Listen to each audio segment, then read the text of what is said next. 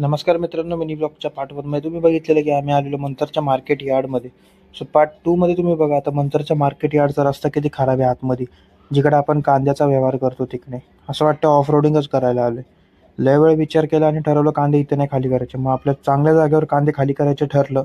तिकडे आलो आणि केले आपली कांद्याची गाडी पूर्ण खाली. आणि खाली करून झाल्यावर आपल्या नावाची नोंदणी करून तो काय बिल होता तो घेतला आणि निघालो घरी. कारण आता कांद्याला खूप डिमांड होती, म्हणून मार्केट यार्डमध्ये पण खूप गर्दी होती. मग पटकन असं मंचरच्या चौकातून निघालो आणि आलो डायरेक्ट लांडेवाडीच्या रस्त्यावर. आणि ज्यांना माहीत नाही त्यांना सांगतो, शिवाजीदादा आढळराव पाटील, शिरूर लोकसभाचे खासदार, यांचं घर लांडेवाडीमध्ये आहे, पुणे जिल्ह्यामध्ये.